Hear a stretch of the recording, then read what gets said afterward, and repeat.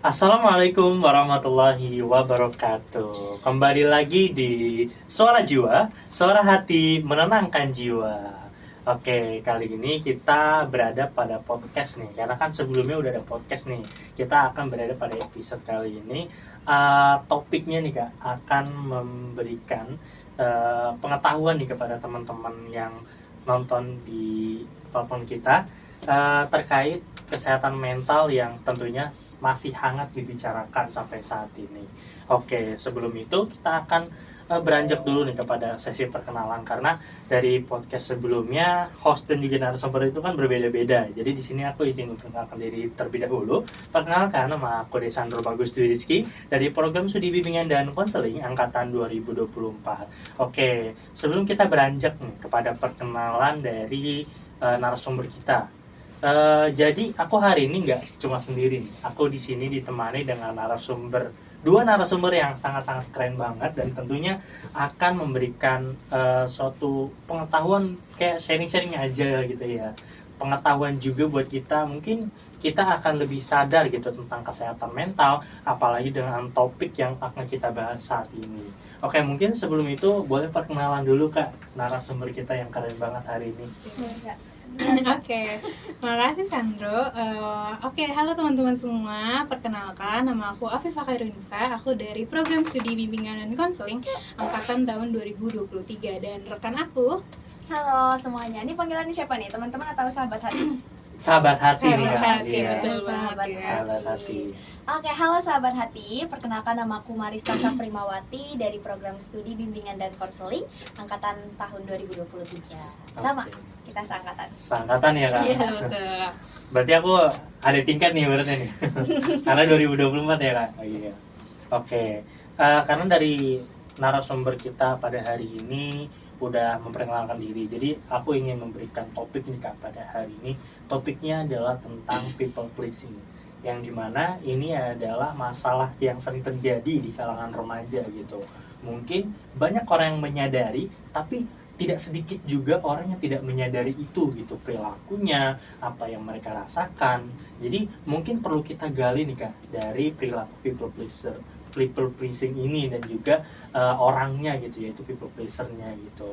Mungkin di sini pada podcast kali ini aku mau tanya-tanya aja nih Kak. Mungkin sekitar ada 10 pertanyaan kali buat kakak-kakak berdua gitu, tentang masalah yang terjadi saat ini, yaitu tentang people pleasing.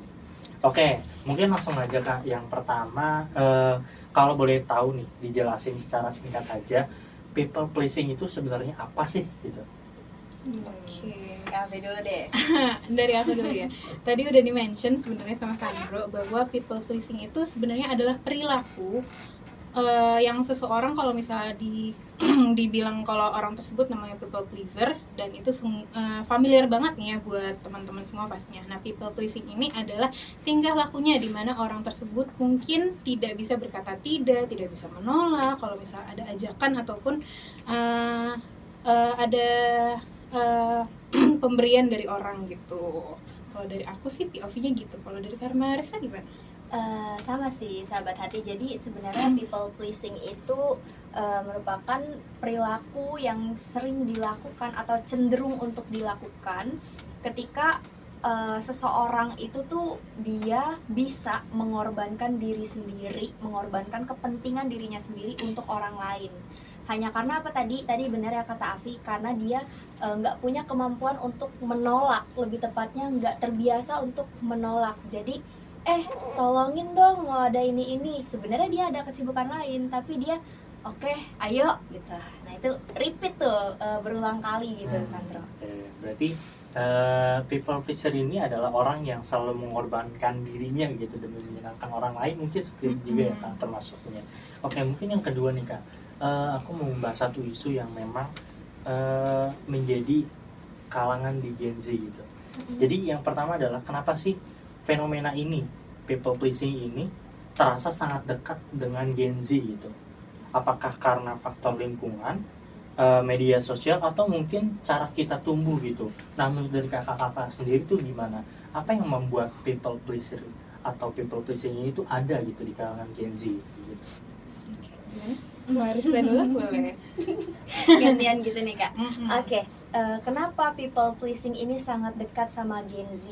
Karena lagi-lagi karakteristiknya Gen Z itu kan gampang untuk kepantik, gampang untuk pokoknya ada yang tren-tren maunya ikutan. Bahasanya kan sekarang kan anak-anak sekarang FOMO. FOMO betul. FOMO dan takut ditinggal. Itu adalah FOMO juga takut ditinggal kan. Cuma nih takut ditinggal di sini tuh lebih kepada takut ditinggal orang, bukan lebih takut kepada ditinggalin sama tren. Sehingga kenapa Gen Z ini lebih memilih untuk oke, aku harus menyenangkan orang lain agar orang lain tetap berada di sisiku, maka aku harus menuruti semua kemauan orang ini.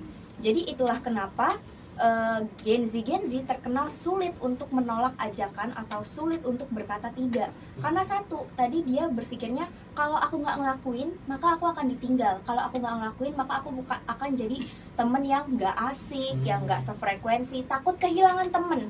Intinya itu. Dan mungkin ini, tadi kalau kamu nanya apakah karena lingkungannya? Iya, bisa karena lingkungannya. Ini terjadi karena mungkin ketika di masa kecil dia tumbuh di dalam lingkungan yang lekat sama kepatuhan dan prestasi. Jadi kalau misalkan dia bisa dapat hadiah kalau dia berprestasi, kalau enggak dia dihukum. Jadi seringkali dia melakukan itu hanya karena dia nggak siap nih sama konsekuensinya. Jadi daripada ditinggal, mendingan ya udah korbanin aja dirinya. Jadi begitu. Jadi itu juga ada pengaruhnya dari pola asuh dia semasa dia kecil. Oke, berarti people pleaser itu terstimulasi kalau mereka tuh harus conditional positive gitu ya. Iya, karena mungkin kalau dari aku pribadi ya kan. Jadi people pleaser ini adalah seseorang yang ketika dia diterima itu dia harus ada syaratnya dulu gitu ya. Makanya jadi orang yang people pleaser gitu. Tapi kalau menurut Kak Afi gimana? Oke, menarik ya. Sebenarnya yang disampaikan sama Marista tuh udah banyak banget, tapi mungkin dari POV aku selain yang disampaikan Marista bahwa Gen Z sekarang ini kan tumbuh dari lingkungan mungkin orang tua yang seperti itu dan lain sebagainya, tapi di generasi sekarang ini di mana teknologi udah mulai banyak, kita udah mulai melek sama yang namanya isu kesehatan mental, isu-isu soal emosi, soal perasaan gitu ya. Aku merasa bahwa Gen Z ini terkadang jadi terlalu peka gitu terhadap perasaan, mungkin perasaan dirinya atau bahkan perasaan temennya. Makanya ada perasaan bahwa oh nanti kalau misalnya aku nolak temen aku nanti dia jadi sedih gitu. Jadi itu mungkin bisa jadi salah satu pemicu ya kenapa Gen Z itu lekat banget nih sama people pleaser itu. Oke, nah sahabat hati, mungkin tadi yang udah disampaikan sama penarasumber kita pada hari ini itu mungkin ada beberapa yang disebutkan terkait gejala-gejala dari people pleaser ini, sebab-sebabnya gitu. Jadi kalau sahabat hati merasa demikian, mungkin bisa disadari terlebih dahulu gitu, sikap-sikap seperti itu gitu. Oke, kita langsung beranjak ke pertanyaan selanjutnya nih Kak. Dari pengamatan atau pengalaman Kakak sendiri nih, seperti apa sih contoh people pleasing yang paling sering terjadi gitu di masa-masa sekarang gitu, khususnya di dunia kampus gitu kan? Kak, duluan Kak. Jujur aku sama pertanyaan ini relate banget ya, karena gitu. aku merasa bahwa sebenarnya masih ada sisi diri aku yang people pleasing gitu ke orang-orang, apalagi buat orang-orang yang deket sama aku. Nah mungkin di dunia perkuliahan itu umum banget nih teman-teman yang kayak kita kan banyak kerja kelompok dan lain sebagainya. Kan kita dalam kerja kelompok itu kan mementingkan nilai dari kelompok itu kan. Sedangkan mungkin ada orang yang mungkin kurang berkontribusi atau gimana gitu. Tapi di dalam diri Gen Z itu kembali lagi yang aku bilang, ada perasaan bahwa oh bisa jadi dia lagi nggak bisa berkontribusi nih, aduh tapi nggak enak deh buat negur gitu, nggak apa-apa deh gitu. Bisa kayak gitu, atau bisa juga ajakan-ajakan sih. Di dunia perkuliahan ini kan banyak banget mencoba hal baru ya, event-event baru, ikut sana sini lomba dan lain sebagainya. Mungkin ada yang ngerasa bahwa oh teman aku ikut deh, nanti kalau misalnya aku nggak ikut teman aku sedih gitu, aku nggak ikut gitu sih yang aku notice gitu ya di dunia perkuliahan terutama. Oke, itu dari POV Kak Afi ya gitu. Kalau dari Kak Marista gimana? Sebenarnya mirip-mirip kalau kita bahasnya di dunia kampus ya. Pasti kita bakalan selalu ketemu sama teman, partner organisasi atau siapapun yang dalam tanda kutip suka ngilang gitu kan. Sehingga bakalan muncul pemakluman-pemakluman yang sebenarnya nggak harus dimaklumi gitu. Cuma kalau dari pandangan aku pribadi, ini yang sering banget aku alami adalah ketika aku gagal untuk membatasi diriku dalam menyerap atau menerima semua cerita orang. Iya. Jadi kan gini ya, anak BK tuh terkenal satu, kalau nggak dia cenayang, kalau nggak dia tempat pulang. Sebutnya tempat pulang ya, kalau tempat sampah jelek banget kayaknya. Tempat pulang. Tempat pulang gitu. Nah, orang-orang tuh lebih sering cerita. Aku senang diceritain gitu. Cuma memang ada, bayangin ya, satu hari itu kita harus kuliah, harus ngerjain tugas, harus berorganisasi, terus sampai rumah baca chat panjang gitu kan, atau denger VN 10 menit, berapa menit, cuma untuk memvalidasi atau mendengarkan teman kita yang membutuhkan tempat pulang. Aku senang, tapi ada satu momen dimana aku tuh ngerasa kayak oke, ini energi aku habis, tapi aku belum bisa berkata kalau energi aku habis. Sedangkan gini, kalau tadi kan Kak Afi bilang apakah ada yang gak berkontribusi, bisa jadi karena ada sesuatu yang menghalangi dia gitu, dan kita coba buat memaklumi gitu.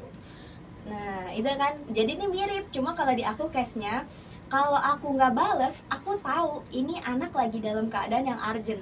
Ya bayangin ya, kita dapet chat di jam malam gitu ya, terus dalam keadaan yang sampai sek-sekan kayak sampai kayak gitu, itu kan kayak nggak mungkin banget nih kalau nggak dibales gitu. Jadi, dan itu aku sering menemukan keadaan kayak gitu.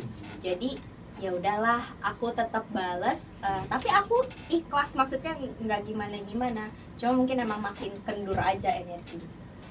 Oke Kak, mungkin aku pribadi mau nanya dulu nih Kak, people pleasing ini sebenarnya bisa dirasakan oleh seluruh manusia gitu, khususnya di remaja gitu, atau tidak ya Kak? Karena mungkin people pleasing ini juga bisa menghambat, bisa juga ini adalah sebuah kebaikan gitu.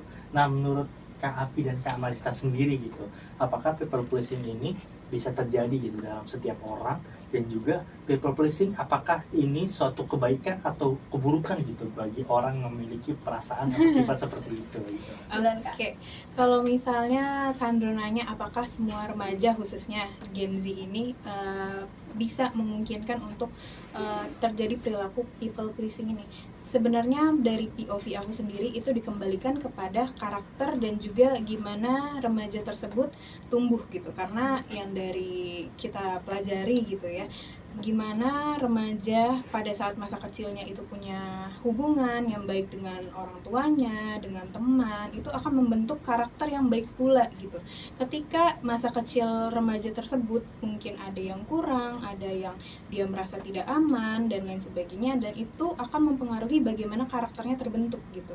Ketika karakter yang tidak stabil itu terbentuk, mungkin karena emosi yang dipendam dan lain sebagainya, mungkin ada kemungkinan besar bahwa remaja tersebut bisa menjadi people pleaser atau melakukan tingkah laku people pleasing ini gitu. Kalau dari POV aku gitu sih. Kalau dari Kak Marista? Kalau dari aku jawabannya pasti iya. Iya, untuk semua remaja bisa mengalami situasi people pleasing ini dan menjadi people pleaser. Ditambah tadi ya yang Kak Afi bilang, kita bisa melihat gimana pola anak itu bertumbuh, bagaimana pola pengasuhan, dan bagaimana lingkungan sangat berkontribusi di kehidupannya dia. Bahkan kita konteksnya ini nggak cuma ngomongin remaja, ada loh orang yang sampai tua nggak bisa nolak. Pernah lihat nggak orang minjemin uangnya terus padahal dia susah? Betul, ada banget sih, banyak mungkin beritanya ya. Ya, aku nggak tahu lagi nih Kak. Oke, itu mungkin ada ditemukan gitu ya. Jadi kayak ketika dia sedang kesusahan, padahal kesusahan gitu secara ekonomi, tapi walaupun ada orang yang minta gitu, kayak minta minjem duit, gitu, tetap dikasih gitu. Dan itu bukan hanya remaja, bahkan itu udah sampai lansia atau terus mengulang kayak gitu. Itu kenapa tuh bisa kayak gitu? Itu karena satu ya, dia nggak pernah diajarkan untuk bisa berani menolak. Dan jadi sebenarnya itu baik atau enggak, Ya sebenarnya balik lagi, kalau itu kondisional. Kalau memang dia kayak tadi posisinya sangat urgent gitu yang aku ceritakan, itu mungkin akan bisa menjadi baik. Tapi kalau setiap saat begitu dan aku tidak memprioritaskan diriku, itu bisa jadi akan menghambat aku sendiri. Oke. Dan ini ya, ini tuh sangat erat kaitannya dengan bagaimana seseorang membangun batas. Kayak tadi yang Kak Afi bilang, kalau dia nggak stabil, dalam tanda kutip dia nggak secure dalam segi kelekatan gitu ya, itu tuh bisa aja dia ya tadi batasannya tuh sering dilanggar sama orang-orang, bahkan dia sendiri nggak sadar kalau dia melanggar batasannya. Oke. Dikit lagi, orang yang secure pun bisa jadi people pleasing ketika ketemu sama orang yang dekat. Mungkin masih tetap ada kemungkinan ya. Bisa ya. Betul. Kan soalnya gini deh, orang secure nih, kamu lihat orang tetap bisa pokoknya dia inian banget deh, nggak ketergantungan sama orang, bisa berjalan sendiri dan segala macam pokoknya. Tapi ketika dia dihadapin sama orang yang sangat lekat kaitannya sama dia, relasinya deket banget, coba lihat, dia bisa nolak atau dia akan mengorbankan diri dia sendiri. Dan itu sangat ada kemungkinannya dia bakalan tetap korbanin dirinya. Oke. Jadi kita juga bisa lihat dari relasi. Oke, sahabat hati perlu nih menyadari apa yang disampaikan sama kakak narasumber kita pada hari ini gitu. Setelah disadari, kita juga harus mendalami dulu apakah people pleasing ini kita tuh sebenarnya baik untuk orang lain dan juga diri sendiri, atau itu justru malah sebaliknya gitu, malah merugikan diri sendiri gitu ya Kak. Oke, kita mungkin beralih ke pertanyaan selanjutnya nih Kak. Apakah people pleasing ini bisa dikaitkan dengan teori dalam konseling nih Kak? Kan dari bimbingan konseling tentunya kan tahulah sedikit-sedikit gitu, mungkin bisa berbagi nih gitu, sharing-sharing kepada sahabat hati yang ada di rumah seperti itu. Waduh, ini kalau dijelaskan secara simpelnya gimana ya? Karena kalau misalnya dihubungkan ke teori konseling, apa yang aku sebutkan dan Kak Marisa sebutkan soal attachment itu udah termasuk sebenarnya. Dan kalau misalnya dilihat secara POV konseling, di mana misalnya ada seorang konseli yang datang ke seorang konselor dan menyebutkan bahwa dia adalah seorang people pleaser yang banget gitu ya, misalkan kasusnya sampai ekstrim gitu. Nah itu memang bisa dilihat dari teori konseling, dimana mungkin bisa pakai, wah kalau misal aku sebutin apakah terlalu ini nih buat sahabat hati, tapi mungkin aku sebutin aja ya. Jadi sahabat hati bisa cari-cari tahu lebih lanjut atau mungkin penasaran lebih lanjut gitu. Teori konseling menurut aku yang paling cocok nih mungkin bisa di CBT atau cognitive behavioral therapy gitu, dimana dalam cognitive behavioral therapy ini seorang konseli atau seorang yang datang itu akan dilihat apakah alasan dia menjadi seorang people pleaser itu ada keyakinan yang dia yakini, bahwa misalkan kalau misal aku bisa gambarkan, mungkin orang yang people pleaser atau melakukan people pleasing, mungkin dia memiliki keyakinan bahwa aku nggak boleh sampai melukai orang lain. Bisa seperti itu. Dan kalau misalnya itu sudah ditanam, sudah diinternalisasikan kepada dirinya, maka besar kemungkinan dia akan melakukan tingkah laku people pleasing dan menjadi people pleaser gitu. Kalau misalnya dari CBT ya Kak. Kalau dari Kak Marista gimana? Iya, dari Kak Marista gimana? Kalau dari aku kemungkinan besar jawabannya sama, karena kita satu rumpun, satu rumah. Betul. Paling ini sih, ini bisa dikaitin balik lagi ya tadi ke pola pengasuhan. Pola pengasuhan yang cenderung otoriter gitu ya, yang dimana tadi aku bilang lekat sama hukuman, kepatuhan, prestasi. Pokoknya kalau kamu mau dapat hadiah, kamu harus berprestasi. Kalau enggak, kamu akan dihukum. Nah, keyakinan-keyakinan atau nilai-nilai yang seperti itulah yang membuat seseorang sampai dia besar berkeyakinan kalau aku harus A baru aku dapat B. Padahal kan nggak semua hal harus begitu. Dan yang tadi Kak Afi bilang, cognitive behavioral therapy itu untuk membantu kita melihat keyakinan-keyakinan yang tidak irasional. Keyakinan kan ada dua, ada rasional, ada irasional. Nah, teman-teman yang mungkin masih mengalami people pleasing ini mungkin memiliki keyakinan dalam tanda kutip yang masih belum rasional. Yang dimana tadi Kak Afi udah nyebutin, dia nggak boleh melukai orang lain, dia bahkan keyakinan aku harus menyenangkan semua orang, itu masuknya irasional. Betul. Oke. Terus aku tidak boleh menyusahkan orang lain. Terus bisa aku harus selalu lebih baik daripada orang lain. Pokoknya ketika ada keharusan yang memang itu nilainya kita setelah kita pahami jadi tidak wajar, itu tuh bisa mengarah kepada keyakinan yang irasional, dan itu menurutku bisa dikaitkan dengan bagaimana seseorang menjadi people pleaser. Oke. Nah, Kak, kalau semisal people pleasing kan ini ada gitu dalam kalangan remaja gitu. Betul. Tapi kalau semisal tidak ditangani dengan baik atau dibiarkan gitu, nah dampaknya bagi remaja itu kira-kira apa tuh, Kak? Mungkin dalam bagian kesehatan mental dan juga kepada kehidupannya gitu. Gimana? Apa Pak? Aku duluan. Oke, kalau misalnya nggak ditangani dan bahkan nggak disadari gitu ya, itu pastinya akan menjadi akar dari sesuatu yang lebih besar nantinya. Kalau misalnya yang aku pelajari gitu ya, yang pertama ketika seseorang nggak sadar akan dirinya sendiri, akan kebiasaannya, akan bagaimana dia bertindak, akan bagaimana dia berhubungan dengan orang lain, dan itu irasional seperti yang dikatakan Kak Marisa sebelumnya, itu pasti akan menjadi akar yang kemana-mana. Nanti bisa berpengaruh kayak yang kamu bilang ke kesehatan mentalnya, bahkan bisa ke fisik, psikologis gitu ya.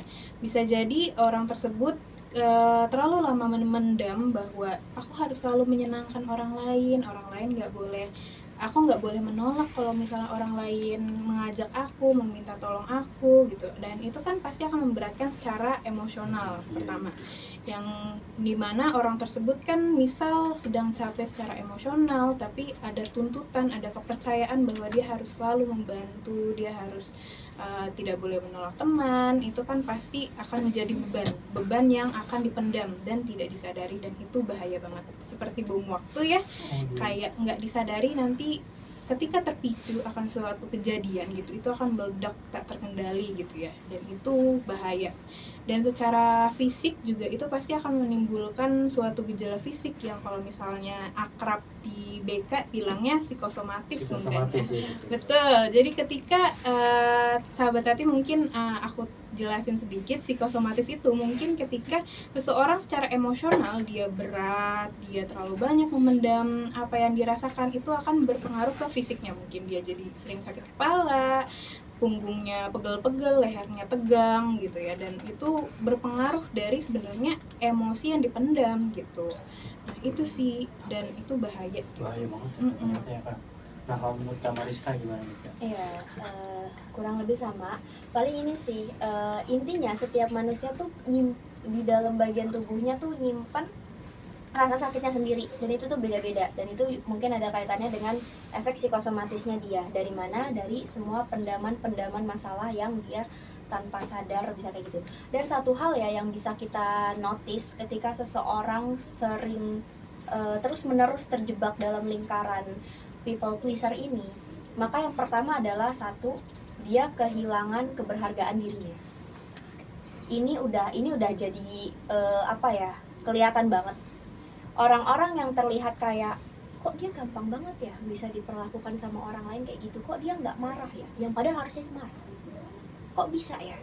Nah itu tuh orang-orang nggak akan lagi melihat, bahkan dianya sendiri nggak lagi melihat kalau dia adalah seseorang yang berharga, padahal kan setiap dari kita adalah manusia yang berharga gitu.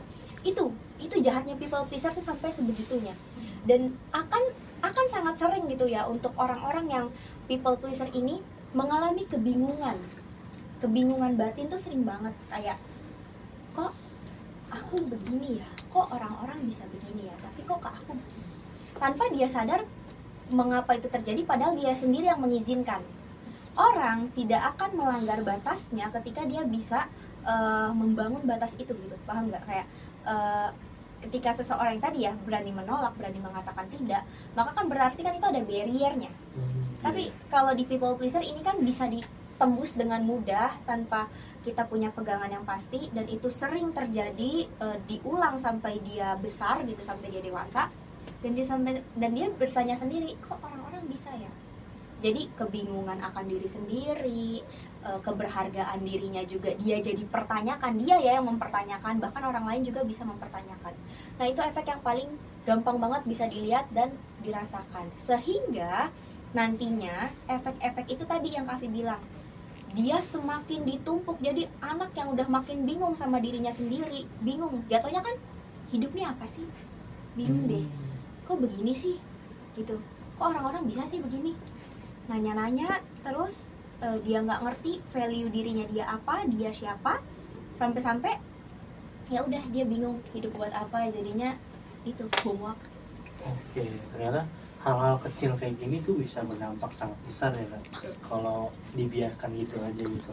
Nah tadi aku cukup tertarik dengan apa yang Kak Maris sampaikan gitu, kalau misal people pleasing ini atau people pleaser ini kalau dibiarkan itu akan menjadi bom waktu dan merasa diri itu jadi nggak berharga gitu. Nah people pleasing ini kan kalau dalam segi seperti itu dia merasa kehilangan dirinya sendiri gitu kan. Nah apakah people pleaser ini bisa merasa bahagia gitu, padahal kan dirinya lagi kehilangan diri sendiri gitu?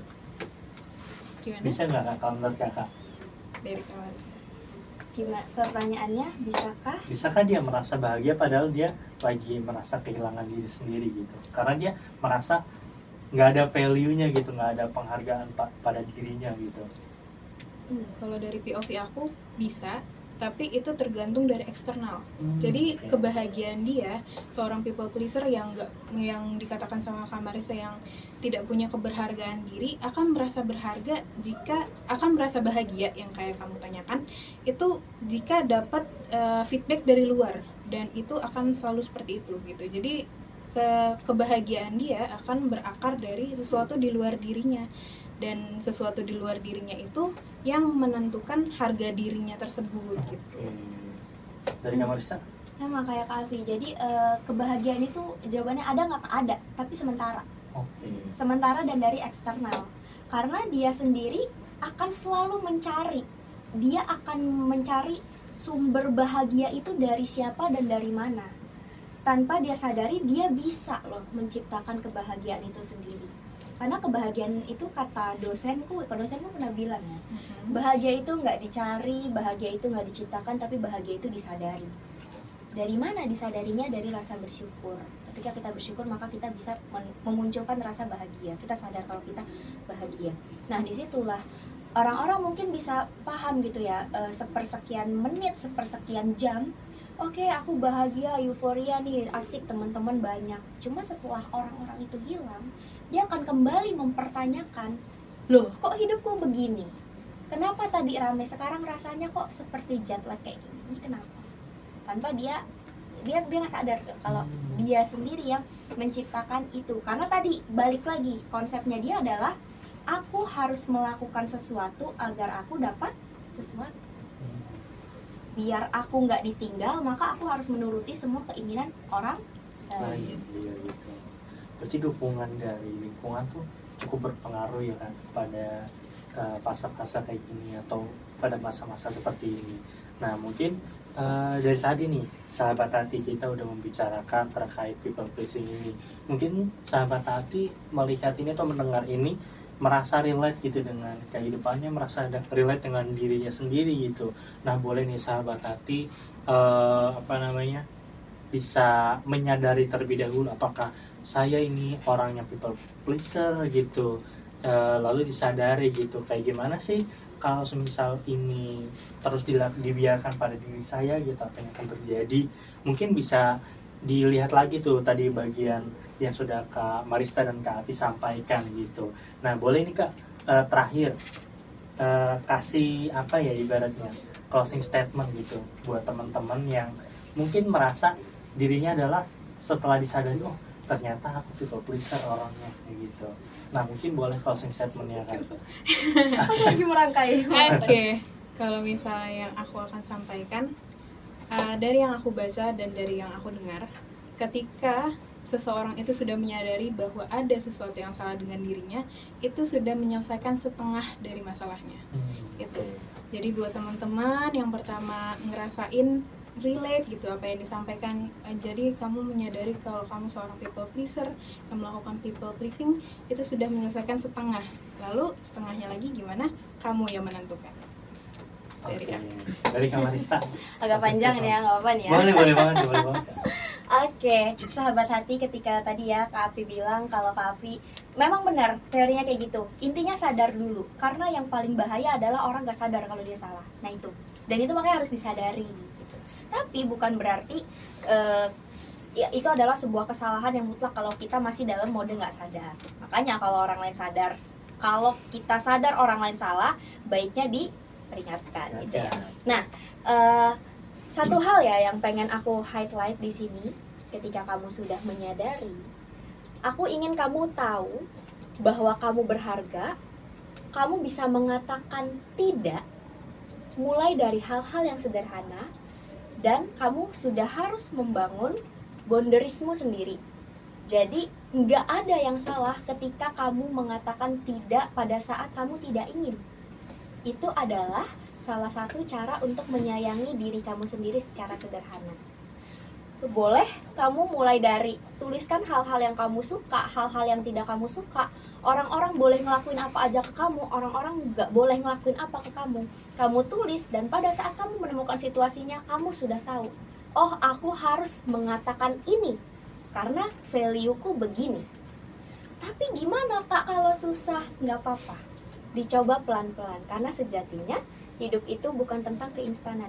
Mie instan aja dimasak dulu ya Kak. Iya, nggak bisa betul. langsung pring jadi. Nggak bisa langsung jadi ya. Nah, jadi semangat berproses, semangat juga untuk menyadari siapa kamu, sampai mana batasanmu, sampai mana value-mu, terus berkembang, dan jangan lupa bahagia. Oke. Terima kasih sebelumnya kepada kakak narasumber dan atas closing statementnya gitu. Sangat berharga nih sahabat hati. Apalagi yang aku highlight bahwa kita semua itu berharga sahabat hati. Jadi jangan pernah merasa diri kita adalah seseorang yang tidak berharga gitu. Oke, mungkin cukup sekian nih Kak topik people pleasing pada kali ini gitu. Mungkin aku berterima kasih kepada Kak Afi dan Kak Marisa yang sudah hadir pada podcast kali ini gitu. Tentunya ini akan menjadi dari sahabat hati yang ada di rumah gitu terkait masalah kesehatan mental yang terjadi saat-saat ini gitu. Oke, terima kasih. Wassalamualaikum warahmatullahi wabarakatuh. Terima kasih, sampai jumpa di podcast selanjutnya. Bye bye.